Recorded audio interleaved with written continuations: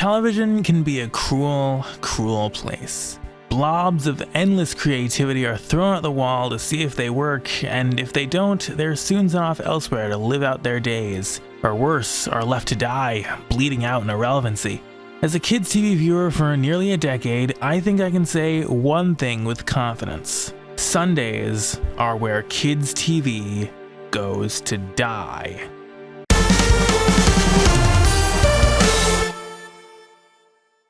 Every creator and every network wants their show to do well. For the creatives, it's a validation of their hard work and that the chance the network took on them panned out. For the networks, they have financial incentive to make and air compelling, attractive content so they can charge higher rates for the advertising. Plenty of shows fare just fine in this regard. However, for plenty of others, things don't work out that way. Either it's not gelling with audiences, or the network just isn't happy with the show for some reason. In that case, the show tends to get cancelled, disappointing the creatives who wanted to tell more of their story, the network who will now have to look for a new show that will work better for them, and the viewers the show had, however few, who will lament the incompletion of storylines or share a general belief in untapped potential. But while for some, the final shoe drops after the season runs and doesn't return, other underperformers are cancelled while they're still running, and still have episodes to air. The network has lost faith in the show, so the show is unlikely to die with dignity and run out its clock in its existing prominent time slot. How does a network dispose of a dead man walking? Enter the death slot, every network's handbook on how to get away with murder. Shonda Rhimes, eat your heart out. Death slots are unattractive parts of a channel's schedule where programming premieres, as the name suggests, go to die. They may be unattractive for a number of reasons, like it not being financially viable or the audience not being there to run things in such a time slot. Death slots are not manufactured at will. They are developed through years and years of negative perceptions and a history of poor content treatment, usually cancellations, when shows end up there. The graveyard slot, the late night hours on American television, especially after 2 a.m., is one of the longest standing and earliest formed examples of a death slot, owing to the fact that most people are asleep at such an hour, and thus the audience and the money aren't there. On broadcast television, content preemptions, corporate must-runs, infomercials, and unsuccessful syndicated shows, or the unsuccessful syndicated former network, network TV in some markets, may all end up here. Beyond that, Friday nights developed into a death slot, at least for broadcast networks, in the 90s. First, it was due to dominant competition from singular shows. Later, with the slow collapse of ABC's inimitable TGIF family comedy block before the millennium, it was recontextualized under the pretense that younger audiences, such as those which comprise the majority of the vaunted 18 to 49 demographic, are always going out. Additionally, with the ownership of all of the big three by the owners of movie studios, plus the CW, doubly so, and prior to March 2019, Fox, there was also corporate incentive to decimate Fridays so younger audiences could go out and see the movies being released by their vertically integrated siblings. Soon enough, this also stretched into Saturdays for similar reasons and motives. Nowadays, Friday nights are largely filled with rejects from other nights of the week, burnt off due to their previous lack of success, plus reruns to kill time and the ever-prevalent crime-crazed news magazine. CBS, old-fashioned as it is the only remaining network that puts in any real effort into Friday nights, running the MacGyver and Hawaii Five-0 reboots, plus Blue Bloods starring Tom Selleck, on the night in that order. It works for them given all those shows have older skewing audiences and that they're on a network which tends to skew older in general. Fox half cared for a while, but now they have Friday Night SmackDown until 2024, so now they don't have to care anymore. Saturday nights are now much of the same, plus sports, CBS's crime-crazed news magazine, 48 Hours, and on NBC, a rerun of Saturday Night Live, cut down to an hour, in advance of its new episode 90 minutes later. Kids television, however, bucks these conventions, and the reasons why weekend TV doesn't work on adult networks is exactly the reason why it works on kids networks. It's the weekend, and unburdened by the routine of school nights, kids have more time on their hands. Fridays and Saturdays have long been the tentpole nights of kids TV, dating back to Cartoon Network launching Cartoon Fridays, later just Fridays, in 1999. When CN canceled that block in 2007, Disney Channel moved many of its premieres there, where they still sit to this day, and more surprisingly now, still in primetime nonetheless. Nickelodeon picks Saturday nights as its premiere night of choice and have kept a stranglehold on that evening of primetime one way or another since August 1992. It began as 2 hours of premieres then more recently as condensed into 90 minutes at most, and nowadays the lineup is considered just the 8 o'clock hour, regardless of whether or not there's still a premiere, unadvertised in the 9 p.m. half hour. But that's a complaint for another time. While they are still indeed the weekend, Sundays haven't gotten the same kind of love by the big three. Outside of Disney Channel using it as an overflow night for premieres, Sundays have largely been used as a wasteland for shows that are on their way out and can't keep their ratings up, or that the kids' networks generally want to wash their hands of for undisclosed reasons. Usually, shows that end up on Sundays don't make it back out alive. The earliest and most painful example I personally have of watching a show get shut out back was the final weeks of the life of Kick Buttowski in late 2012. The show's scheduling for its second season started strongly in the spring of 2011, but Disney XD started to screw it up when the show returned that October, splitting the episodes into halves and running them on separate weeks. Mind you, this was late 2011, long before Cartoon Network and strip premieres made that practice seem normal. It's always a race to the bottom with them. The plan seemed simple enough initially, but didn't even make it out of 2011 before it wildly disintegrated, with disparate segments airing week after week and each episode's proper halves airing months apart. The show was still airing on Saturdays, however, so despite the unnecessary airing awkwardness, nothing was really amiss. However, starting on October 28, 2012, the show would be moved to Sunday nights for what would ultimately be the final 6 weeks of its existence. Almost all of the show's actual final episodes produced had aired previously, so the final episodes aired were a mix of whatever was left from the back half of the season, seemingly picked at random. The show aired 2 final singles, one on October 28th, one on November 4th, before finally putting the show out of its misery by running the last 2 remaining episodes on December 2nd. The 2 episodes were fittingly titled Goodbye Gully and Last Fan Standing, which certainly corresponded to emotions I would have felt that night if I was aware it was the end. It would be easy to brush it off as a single random act of scheduling if I weren't to see the same thing play out several times over the following years. Disney XD, as much as I extol the giant it once was, would be the first network to reoffend. Watching the end of the short run of the criminally underrated Motor City at 12:30 a.m. deep into a late Sunday night is a memory that's almost as vivid for me 7.5 years later as it was when I was sitting there watching it die. However, the killing wouldn't just be limited to the backyard of the Mouse House. Nickelodeon is also guilty of using Sunday nights as televisual murder weapons. Their treatment of the 3rd season of School of Rock comes to mind as an example of a death in cold orange blood. The sitcom adaptation of the 2003 comedy movie starring Jack Black was never the greatest at wowing the crowds. At times during its 2nd season, it struggled to keep pace with its contemporaries, though being stuck at 9 p.m. behind Henry Danger and Game Shakers, which has its own story I'll get to in a moment, certainly didn't help matters. It wasn't bleeding ratings or anything like that, which makes the treatment of Season 3 all the more unusual. The season's first 7 episodes all aired on Saturday nights, and while they struggled to stay consistently over 1 million, the dip was understandable. The show's last Saturday night episode was November 18th, 2017, tallying 1.063 million viewers. The show moved to Sundays on December 3rd. The holiday episode that aired that night immediately shed viewers, racking up only 852,000 of them. When the show came back there with regular episodes on January 7th, 2018, ratings dropped again to just 601,000 viewers.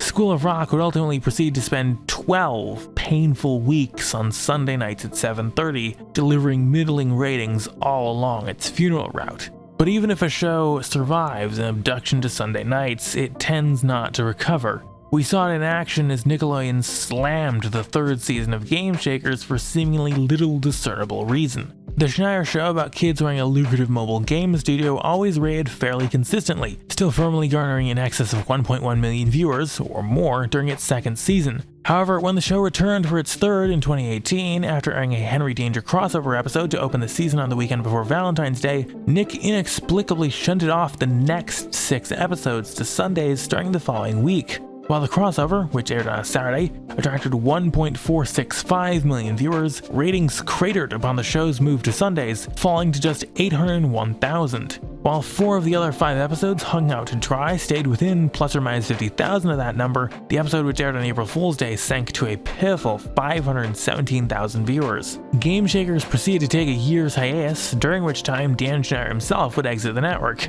Nickelodeon now effectively had a corpse to burn, and while the show was moved back to Saturday nights when it returned in spring 2019, To offer a break to new episodes of live-action Darling and Felschneyer's bakery product, Henry Danger, the ratings never recovered, swinging between the high 500 and low 700,000s for its 11-week closing run. For comparison, Henry Danger got 1.31 million viewers for the episode which aired the week prior to Game Shaker's return, and while Henry's summer season started off with rocky ratings, though still higher than the Shakers, it soon returned to form, nearing the magic million mark in its 4th week and finally crossing it in its 5th. Cartoon Network has long stood as the most homicidal network with the content it airs. For many years, the time between 6 and 8 AM on the channel was entrenched as a scheduling ghetto for toyetic anime series. While the practice was effectively sculled with the move of the Pokemon franchise to Disney XD, and now to that great hole in the ground that is Netflix, Cartoon Network still found ways to kill their darlings. The 2016 reboot of the Powerpuff Girls was never all that successful, owing in part to the fact that the new show missed the entire point of why the franchise exists in favor of creating something palatable enough to interrupt marathons of Teen Titans Go. The show's time slots and ratings fared decently enough in its first season, but the network began to mellow with that all the way back in early season 2, and from then on the show spent more time on Sundays than anywhere else in the week. Season 2 episode 6 aired March 31st, 2017, a Friday, and managed 886,000 viewers. Episode 7 premiered on April 30th, 2017, a Sunday, and sank to 639,000 viewers. While it briefly returned to its former heights in the weeks immediately following, the show struggled as the summer set in, firmly in the doldrums of the 500,000 and 600,000 range. The special, which introduced Bliss in September 2017, provided a brief boost to ratings, but it wasn't enough to get the show off of Sundays, where it would be permanently seated for the remainder of its 2nd season starting in April 2018, as well as the entirety of its 3rd. Ratings continued to near the floor at that point, sinking through the 5s and into the 4s. By August 2018, it was consistently rating in the 300,000s range. After sinking to a low of 236,000 in late April, the show finally died on June 16, 2019, with its final episodes garnering just 307,000 viewers. The most egregious recent example of a show slaughter of any kind in kids' TV also involves Sundays. I'm talking of course about Summer Camp Island, which had the first half of its 1st season unceremoniously murdered on Saturday, July 7th, 2018. When the 2nd half of the season premiered, it was killed off on 5 successive Sundays. The show never did well in its initial culling, but it did worse when that malice was brought to Sundays, barely maintaining 200,000 viewers at one point during its 3rd week in the slot. The show will now be moving to HBO Max for its, arguably ill-conceived, 2nd season, so it can now die even faster and more quietly than it already did on TV. But it's not just agreed upon failures that CN has maimed on Sundays. One recent success, at least with the cartoon-consuming internet at large, was also forced on a one-way trip to the abattoir. OKKO Let's Be Heroes, a flashy cartoon about a young aspiring hero, seemed like it was faring adequately in its 2nd season, though ratings were lower on average compared to the 1st. On October 8th, 2018, Columbus Day and a long weekend for some, OKKO aired its most appreciated episode, Crossover Nexus. It was received well by the show's fans and even garnered ratings not seen regularly for the show in over 7 months, dating back to during the back portion of Season 1. How does Cartoon Network reward the show's cultural resurgence? By sentencing it to die on Sundays, of course, in case you forgot the running theme going on here. The show immediately lost about 100,000 viewers compared to its most recent regular episodes just from the move alone, and then proceeded to lose another 100,000 when the show returned in May 2019 to run out the remainder of its 2nd season and the entirety of its 3rd. Ratings were stuck in the high 200 and low 300,000s in the show's new late afternoon No Man's Land time slot, while fans rallied around the show later in Season 3, bumping the ratings into the high 400,000s for the 4-part finale. It was far too late to save the show. The Ben 10 reboot hasn't ran well in this country since 2018, but buoyed by its international appeal, Cartoon Network kept shuffling it around a variety of time slots here in hopes of salvaging its dismal ratings. Ratings dropped particularly precipitously during the 2nd season, sinking from 8s and 9s to 4s and 5s in just the span of a few springtime months, and only sinking lower when the show returned in the fall. Season 3 initially stabilized in the 400,000s range, but soon started sinking again, with the season's final episodes crashing out in the 200,000s. CN finally cut the pretense when Season 4 premiered and began to put the show out of its misery on Sundays in January 2020. The ratings now sit in the 300,000s, though they have sunk into the 2s at times more recently as the show's slow demise sets in. Funnily enough, as of recording in June 2020, Bakugan Battle Planet is currently running through its episodes on Sunday mornings at 7:30 AM. blending CN's death slot practices old and new in a particularly murderous matrimony. After eating through all of the rest of the once Big Four in succession, in 2019 we learned that not even Disney Channel, bastion of decent, respectable scheduling that it is, was safe from committing a little series homicide. Milo Murphy's Law, about the youngest descendant and latest sufferer of the title adage, rang in its second season by moving from Disney XD to Disney Channel and being shafted off to a crack of dawn time slot on Saturday mornings at 7 a.m. The show rated only somewhat higher there than it did on Disney XD proper in Season 1, which is sadly telling of the modern state of Disney XD's ratings. The other remaining refugee of Disney XD's massive burn-off, 2 years old at the time, would also end up making a similar move, though what day it landed on would prove more disastrous. The fourth and final season of the once acclaimed Star vs. the Forces of Evil premiered on Sunday morning, March 10th, 2019 at 7 a.m. Like its similarly suffering sibling Milo, Star was returning, and moving, after nearly a year-long hiatus. The show's final Season 3 episodes on Disney XD rated in the 300,000s. In contrast to Milo, which got a bump, the show's ratings in Season 4 stayed in the same range as they were on Disney XD the year prior, despite the fact that Disney Channel is a basic cable offering available to millions more homes than its smaller sibling. It is almost somewhat fitting for the final season of a show believed by some to have fallen from grace to die quietly like this. Too wrapped up in a tangle of ever-extending lore to remember what made the show so appealing early on, it doesn't seem to realize where it's been sent to and how it will meet its demise. Despite the hopes of the creative teams, viewers, and executives, not every show will ultimately perform adequately in the eyes of its network, so every channel needs a spot to dig their programming graveyard. For kids TV, the networks have seemed to agree on Sundays for their slaughterhouse. Over the course of nearly a decade, Sundays have been the scenes of brutal content murders, many unquestionable, flimsy, or unwarranted grounds. Across networks, time slots, years, and genres, regardless of what's airing or who's in charge, it seems that one thing is for certain: Sundays are where kids TV goes to die. If premieres of your favorite show end up getting moved to a Sunday time slot, chances are it won't be making it back out of there alive.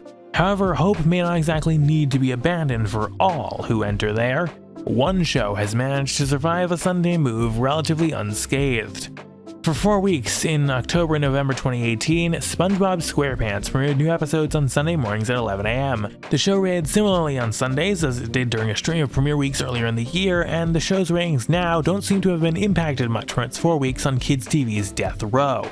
I guess if that sponge can survive over 20 years as Nick's biggest cartoon, it can survive just about anything, even a brief stint on Kids TV's bloodiest, most ruthless day of the week. If you want more commentary like this, make sure you hit subscribe so you don't miss more exploring from the world of television every single week. You can check out more stuff from me, like some of my other scheduling discussions, up here or down in the description. I'm Benzie Johnson Jr., I'm enthusiastic about television, and I'll see you next time.